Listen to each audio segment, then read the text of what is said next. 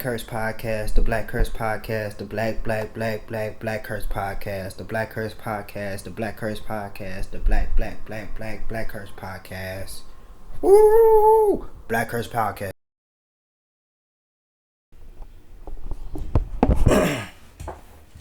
Yeah, it's the BlackCurse radio. Up editing. The first episode. I think it went well. I think it went really well.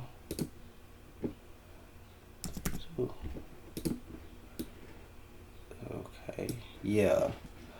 I'm about to release it. The Black Curse Radio episode 2.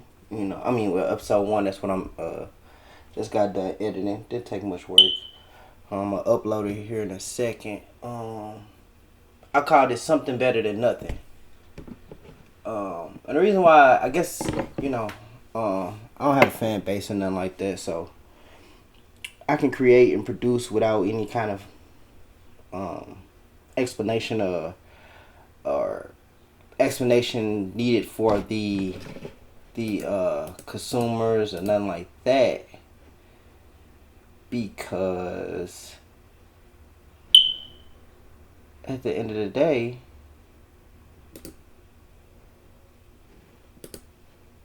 you probably ain't even listen. You know what I mean? So, it don't matter. You know what I mean? I can just produce and create and do things on my own, So, I'm saying that to say, something better than nothing, because me doing this is like, once again, I said on the first episode, I was lazy, just setting up the lights and doing all that, and, sometimes I don't be feeling like doing all that extra stuff, so that's why I'm creating Black Curse Radio, where I could just record, talk, and put it out. It's still content. I'm still producing, so that's why something is better than nothing, because that's something better than nothing than just not doing anything, not doing any type of work, not creating or producing any type of work. So that's why I named it this, something better than nothing. It's not even pertaining to the content that's in the show, but you gotta check out the Black Curse Radio episode 1. Something better than nothing, to see exactly what we were talking about. Yeah, so that's going good. I'm excited about that. Putting it out, creating, producing, and like right now, I'm actually recording at 11 a.m. in the morning. This is, what is today's date?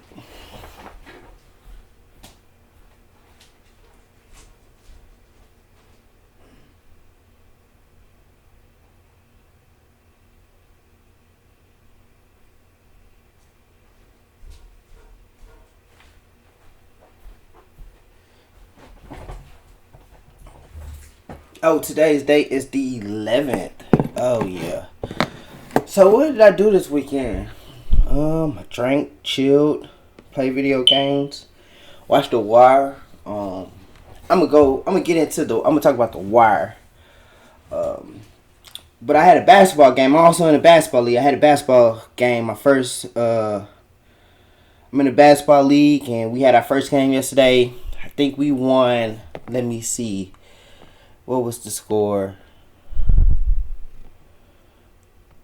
We won. I think it was like 53-35. I believe it was 53. And I was just looking at the score. Don't do me like that.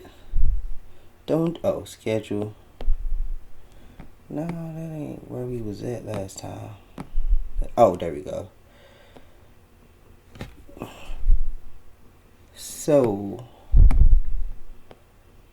our first game, we won 54-35. Yeah, I play for the Louisiana Animals. I guess because the guys on the team, most of them are from Louisiana or have some family from Louisiana or something like that. But how did I do? I did okay, man. Really, I'm like really out of shape. So kind of running up and down the court, man, it's good. My shoulder pops in and out a lot, so sometimes like when I'm playing, like once I got in the game, I was just standing and my arm literally just popped out for no reason, and it was kind of stinging. But I did okay. I mean, I didn't score nothing. I went 0 for 1. I shot a 3 and missed.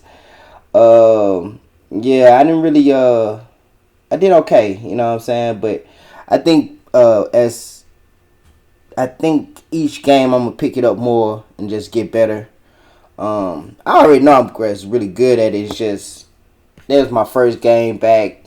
Shit, I just not making excuses. It's just getting back into it. But I think doing this every Sunday is gonna be really good for me. I enjoyed it. Me and my family, we went out. My son watched me. I ain't scored no points when my son was watching. But I had a good time, man. It was fun. I loved running up and down the court, just playing like organized basketball again. That's fun. I'm excited for the new. I'm excited for it, But yeah, we blew them out. We won. Even though I didn't score no points, we still won. I contribute. Play defense, no assists, no rebounds, nothing. But I contribute. I was a body out there. So yeah, I gave the people who was scoring a break. You know what I'm saying? So, but yeah, but I had a good time, man, and it was enjoyable. Yeah, man. So that was that. I've been, rewatching The Wire. I think I'm on season 5. I've been watching a lot of The Wire. Man, I love The Wire. So good. I love watching the show, and you done saw like every season of it, and then when you go back, you just pick up on new things you didn't notice, or things you see, or what I'm saying, since you know what's gonna happen, you didn't see the small detail that was alluding to what was finna happen, or just certain things, certain aspects of the show that I really enjoy. I like the show because it's so authentic to me. It was so real. I remember reading a book. I believe it's hold on real quick.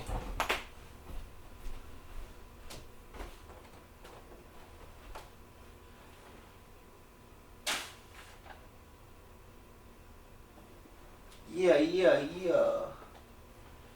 Now I found it.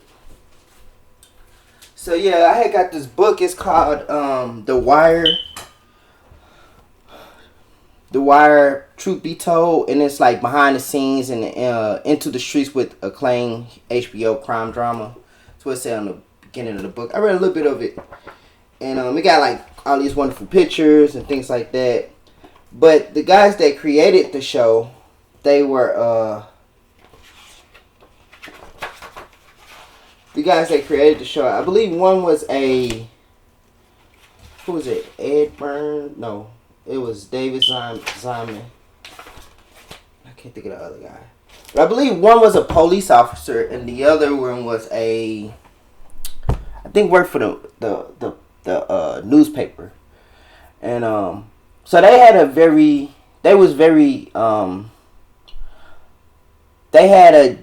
they knew the details of the inner workings, the inside workings of Baltimore City and how it operated.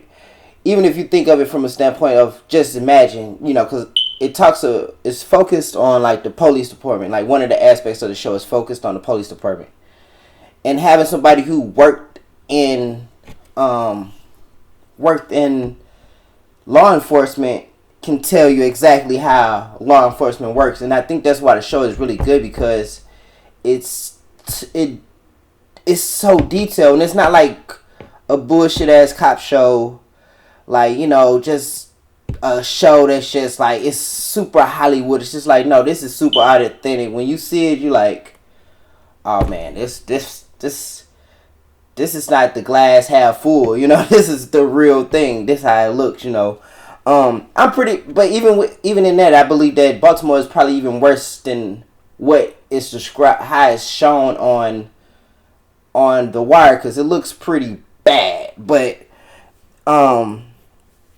I think they have the inner workings of the authenticity of what's going on. And then you got to think from a journalistic, somebody that worked at the newspaper or a journalistic, has a journalistic mindset. So just imagine all the different stories that goes into creating a newspaper or a very, you know what I'm saying, like a newspaper of a very popular city. Baltimore is a very popular city, big city, well, semi big city, or I don't know how you can explain, but it's one of those cities that people put out there, like a Detroit or a St. Louis or a Little Rock or a Baltimore or a San Diego, or it's just one of those cities that's known.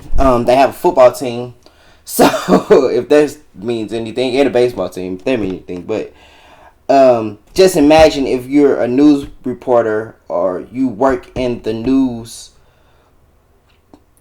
you work in the news department, all the stories, all the different things that's going on, you have a very clear understanding of the city, and it's just what's going on, what to do, the elites of the city, the downtrodden of the city. You're doing stories on both aspects of it, the politics of the city, the sports of the city. Just everything is being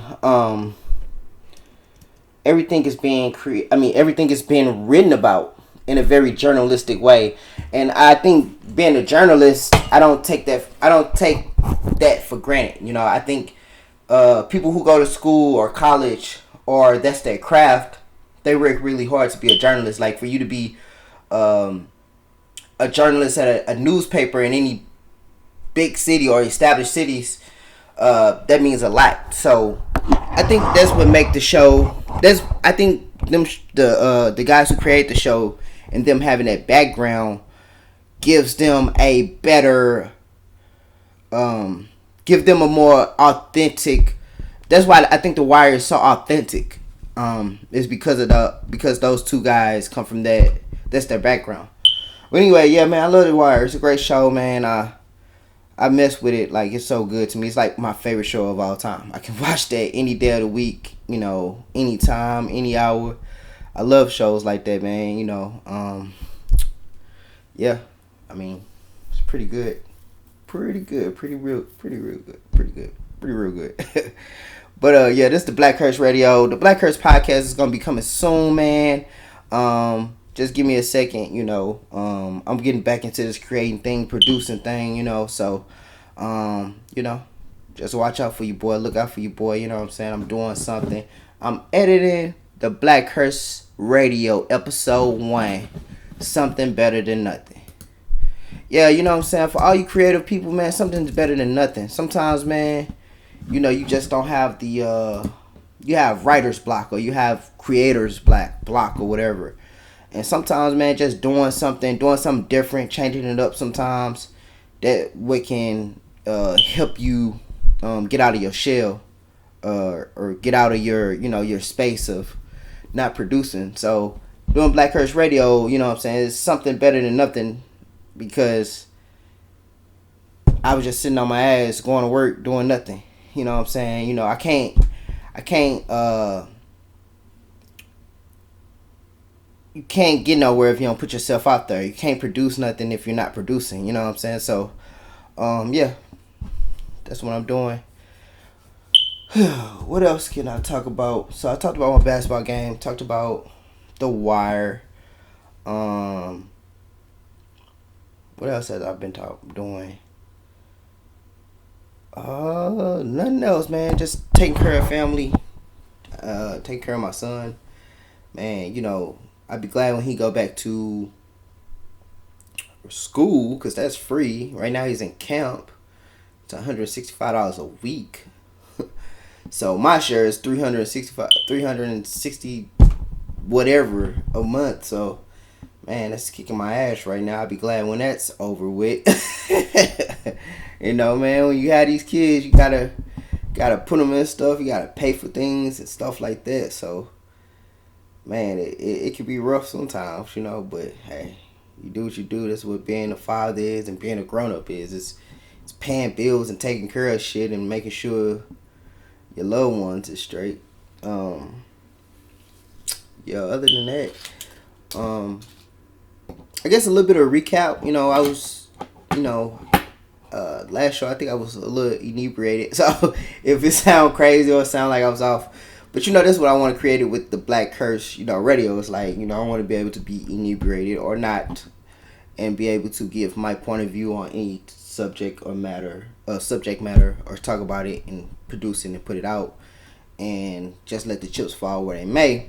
But with that being said, I'm not inebriated right now. I'm actually about to take a shower in a little bit and get ready for work. But I wanted to say that blacks can't be racist because they don't have the power, and racism is a group phenomenon. Like, you have to have power in order to be racist. You know what I mean? So, a white person saying that I hate black people is just being prejudiced. When a white person doesn't pick a black person for a job, they just discriminate against them. Now, racism is when a group of people, like white people as a group, is oppression and suppressing another group for their own advantage, or for their own power, to increase their power, or to maintain their power, or keep their power, or increase their power. And that's what racism is. And I think if you're an African American or a person of color, if you want to say that, but mainly to like black folks, if you want to understand racism, you have to understand that it's a power aspect. You got to look at the history of it. It's just power. It's all about power. It's all about who control the money, who control the social dynamics, who control the political system. And if you don't control any aspect of that, that's why you've been oppressed and suppressed. That any society, any country, you have the economics of it, you have the politics of it, and then you have the social relationships that the people have in that given state or country. So if you control the money, that's the first thing. Like economics, you control the money, you control the natural resources in the country, you control every aspect of production. Like the GDP. I mean, like the gross domestic product. Like every aspect of a given society, you control literally every aspect of the underworld of it. The corruption, the not corrupt, the straight and narrow business, man. You control every aspect of it. And if you look at America, white people control that. And then you gotta go to the political aspect of it. The money just dictates what the political aspect of any country is going to be. So if you take the businessmen, those are the ones that control the politics. They the ones that pay the politicians to, hey, I need this, I need you to do this, I need you to go to war with these people because we trying to grab this natural resource, or I need you to do this because we trying to get this land over here. We trying to develop this part of the city, or this part of the country, or whatever. You know what I mean? So that's the money. The money tells the politics what to do. African Americans don't do that with their money. And then the economics, the political situation, that control the social aspect of the society, meaning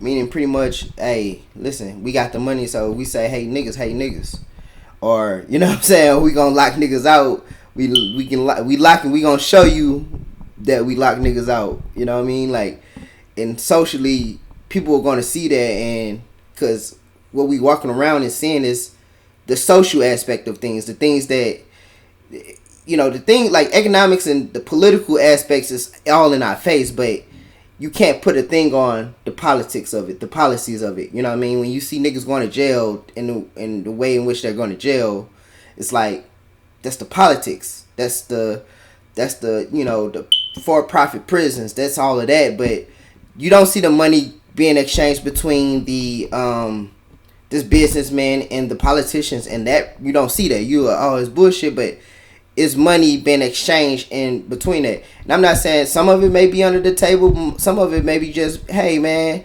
I'm running for state governor, and I need you to come buy a plate. The plates are $1,500. What food it costs $1,500? Hey, you paying $1,500 to, that's just like a legal way of funding a politician. You know what I mean? So there's so many different aspects of the of it that, you know, African Americans are not as a group powerful enough to do any of those things. We don't control no economics nowhere in America. And then since we don't control the economics, our political structure, our political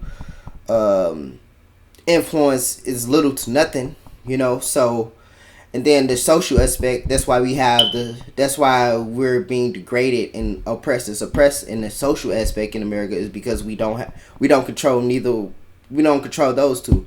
And you can't control the political process without economics. So that's my last, to do about that, you know what I mean? So I'll put that all together, you know what I'm saying? People see it as an opinion. It's not a fucking opinion. It's really the facts.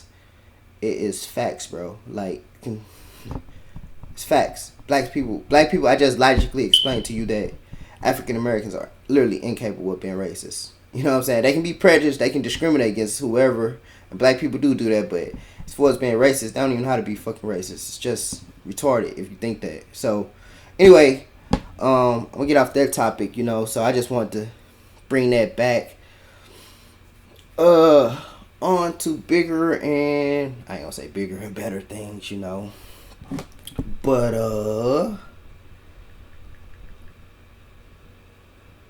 that's how I see it.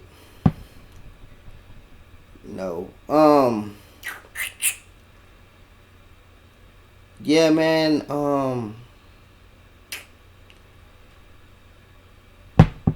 I guess this Roe versus Wade. How do I feel about that? The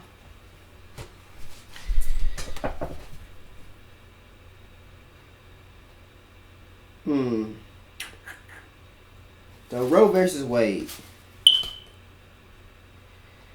Roe, okay, so how did we get to Roe versus Wade?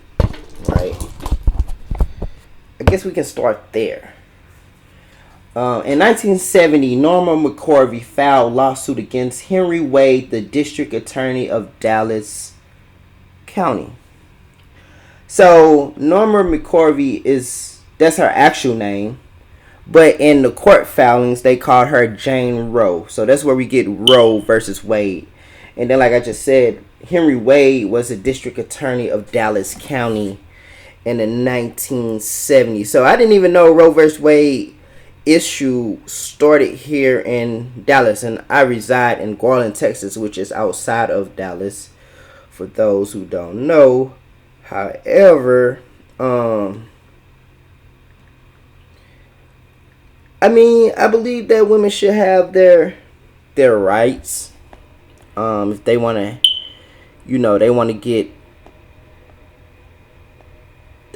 to,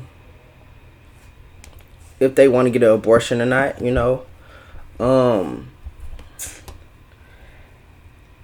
yeah, that's what I think. I think that they should. The way I see this is this. I once heard someone say before that, and to bring it back to racism, I heard someone say in a speech one time that,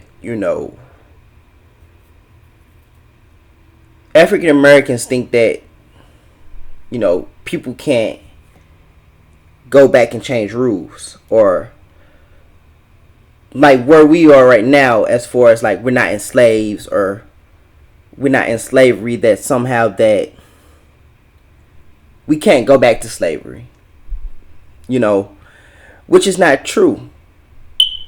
Times can change, things can change, to me, this just proves the point that you had something that was in the Constitution that they literally went to court for, fought for, or whatever, and they made the rule that you can get an abortion throughout the United States. Then they come back, what is that? We are in 2022. 2022 minus 1970, right? Hey man, you may not find that funny, but I'm not that good at math. Minus 1970. So we come back 52 years later to say They come back 52 years later to say, hey, we're going to overturn this rule that was in the Constitution. So if they can do that to that rule, what do you think could possibly happen when it comes to slavery? Or any other one, you know what I mean? For people who are not black or, you know, whatever. Like, they can literally go, they pretty much show you they can go back and change the narrative. I mean, change the documentation of it to where we can go back to that, you know. And that's what I think African Americans really have to look at, or black people, or niggas, or whatever the hell you identify yourself as. I just look at it that, like, we could literally go back to slavery. They can literally go back and overturn, what was that? I don't have my facts. I was working on my facts, and then my son started drawing all over my stuff, so I was writing my stuff down, and he drew all over my paperwork. Even the Roe versus Wade, man, I had stuff written down that I want to talk about. He drew on it. My son loves art. Anyway, back to it. But, you know, I mean, just imagine if they go back and they, where they say African Americans are considered 3/5 human, and somebody can go back and, I mean, shit, the way white people are and the way they mind is trained, they can say with all these niggas killing and doing all that they're doing, these rappers and the influence that these rappers are having, they'd be like, they're fucking animals anyway. You know what I mean? Like, you could be proving that point where they'd be like, let's lock these niggas back the fuck up. Like, you know what I'm saying? Or let's put these niggas back in slavery. You know what I'm saying? Then they just start making niggas like LeBron James and all them other niggas like, nigga, you gonna play basketball for free now, nigga. You know what I'm saying? Like, it's like literally niggas just entertaining white people. It's funny to me, but it may not be funny to you. It's funny to me because I believe that this shit could actually happen where niggas could go back to slavery based off what the fuck we just saw. But I always knew that. I always knew they can go back and change rules. Like, in any given society, you have a, man, it's a word I'm trying to say, but to make my point even more valid, but you have a certain level of, in a society, you can literally, you can progress, and then there's a such thing as regression. You know what I mean? Like, so the progress could be, you know, everybody's free. If you're a human being, this, that, and third, we call everybody human beings, and then 50 years later, they can go back and say, nah, nigga, we was right the first time, and only white people are humans and niggas are not. So let's put all you niggas back in chains, put you niggas here. Even though we had that, and then on top of that, with them distorting history, you know, with critical race theory and things of that nature, I don't see critical race theory as a thing. I just see it as a thing of obsoleting African Americans or blacks from the history books in America, in which they have done that periodically. So it's just the same shit that it's just, you see them doing the same tactics over and over again. You know what I'm saying? That's why I feel like I don't know how niggas could be so surprised or shocked. And then another thing you gotta take into account too is that their population is dying out. You know what I mean? Who was it? I was looking at, what was his name? What's that guy name? The guy, the Tesla guy. They was talking about his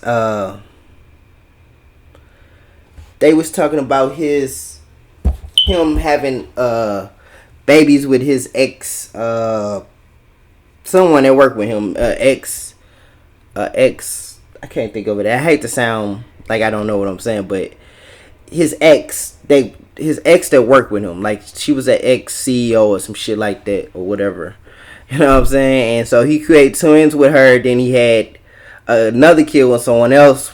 According to the story, I didn't verify this or even care to verify, but I thought it was interesting what they showed that he said in a tweet. And let me see if I can pull it up. His name is Tesla creator. Elon Musk Twitter. Um,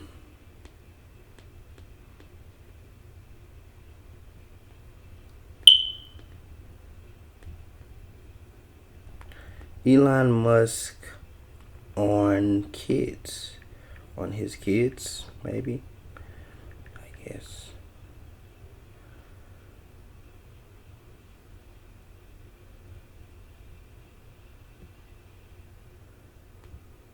Dang, that nigga got 10 kids.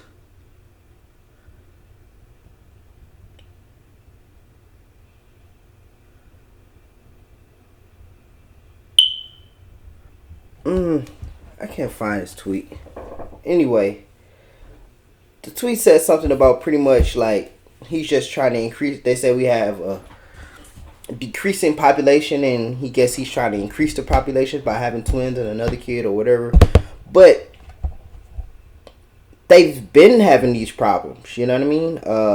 White people been having these problems. If you notice, I even was. It was a couple years ago. I was riding listening to NPR. They had did a whole thing on the white population is dying before our eyes, and that their numbers are not increasing. You know what I'm saying? So it's going to be pretty soon, or I would say probably by 2050. America is going to be pretty much a predominantly colored people of color country. So they're trying to increase their population, and I believe that. But even when I was listening to NPR, they have think tanks for this. They have people out trying to find a way to how can they increase the population of white people, which I thought was interesting. But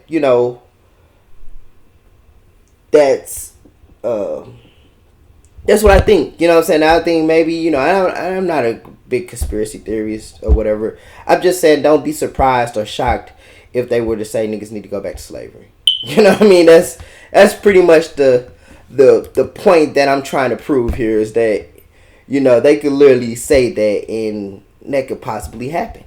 Some people don't believe it, but hey, you know what I'm saying? I'm looking at it like, hey, if you're during a time where feminism is at its peak, or as it seems like its highest, where women are being valued, they're being told that hey, you're a woman, you're strong, you're beautiful, you're you can be all you can be. Even with that, with them having feminism as strong as they had, they still just lost this battle with the damn Roe versus Wade. How? Just imagine that. Supposedly we're progressing. We're progressing at a time, and the crazy thing about it is with America, it's being promoted that we're progressing, right? I'm just using feminism. We're promoted that feminism is booming and just growing, and it's great, and it's going to change. The next generation is going to be, but yet they're putting laws on the books where it's putting a blow to feminism. It's her body. They put a stop to that shit. Women are gonna have to travel here, travel there. I mean, I guess the states' rights is the states' right. Like, states have their rights to practice how they see fit or whatever. But across the country, it's it's just like weed. You know what I'm saying? I guess like weed, it would be right. It's federally legalized, but some states could be or maybe I gotta rearrange. But yeah, like federally it's legalized to a certain degree, and then to a certain degree the states. The states is legalizing it, but federally it's not legalized. You know what I mean? So, I guess that's gonna be the same thing with abortion, where you can travel to this state and be good and be cool. And I didn't do a whole lot of research, man. I'm just going based off of the dome. But I guess it'd be like, hey, if Oklahoma City states is okay with abortions, you can go to Oklahoma and get an abortion, but here in the state of Texas, fuck no, you going to jail or this, that, and third, whatever, nobody can't practice it or however that goes. But I just think it's interesting. I think that, as African American, you gotta be leery of that shit. You guys gotta be a little bit open to it. And that's an opinion. Now that's not a fact, you know what I'm saying? It's a fact that they can change the rules, which we know that, but I think now that they do it in this generation, it makes it pretty much interesting to see. You know what I mean? And I wouldn't be surprised if they stop African. I mean, they or if they put more things on the books, or you know what I'm saying. I ain't gonna necessarily say go back to slavery, but make it where it's damn near close to, or make it worse, or you know what I mean.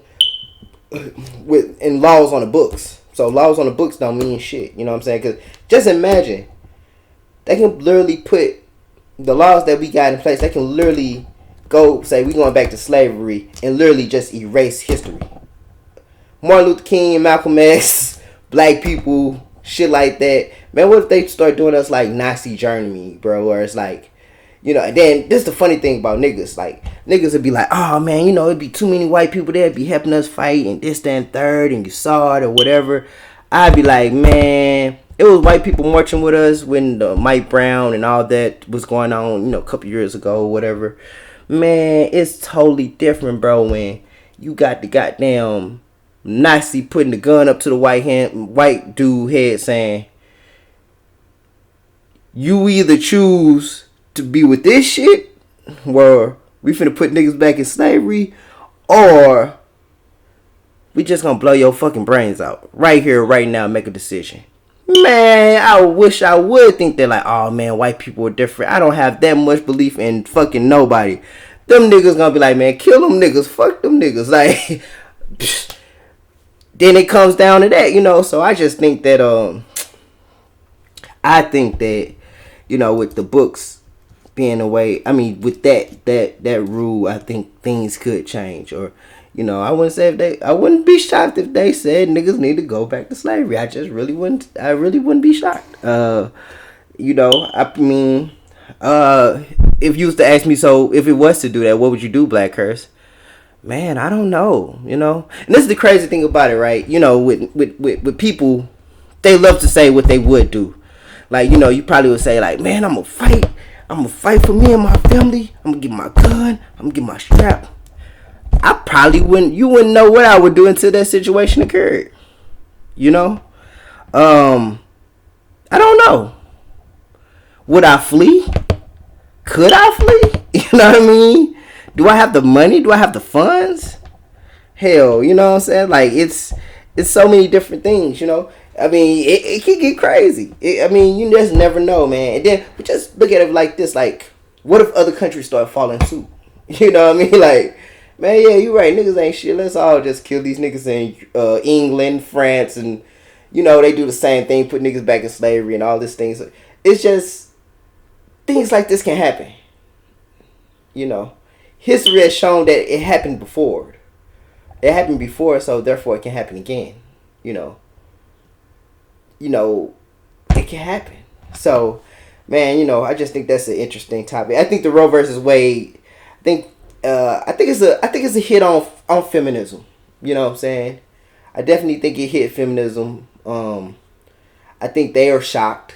I think they are up in, qualms about it because it's their bodies. And, how do I feel? I feel women should have the right to do that. If they want to delete their baby, they can delete their baby. It's not like in this society, men have much to say about, how can the baby have the kid or not. Like, men don't have no control over that. You know what I'm saying? Like, they don't have literally no control. They don't have no control over if that woman want to have that baby or not. So, as far as me being a man go, it really ain't my issue. You know what I'm saying? They be like, well, what about your mother and your sister? Hell, I don't see them being that damn passionate about the situation. So the women in my life, they ain't passionate about Roe versus Wade. They have their babies. So, so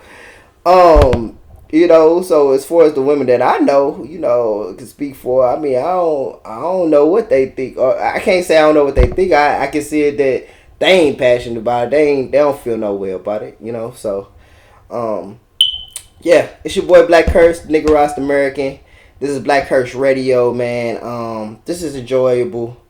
I'm gonna put this up, and I'm recording at 11:36, 7/11/22, man. You know, so yeah, we'll be dropping soon, man. And check out BlackCurse Radio episode 1. Something that's better than nothing. I don't know what I'm gonna name this podcast. I mean, what I'm gonna name this. What I'm gonna name this episode. I think I know what I'm gonna name it. Do you remember? Do you remember the time? Yeah. Yeah. That's what I'm gonna name this one. Do you remember the time? You know. But yeah, I'm checking out. I gotta take a shower and get ready to work. Get ready for work and stuff. So, hey. The Black Curse Podcast. No, I'm out.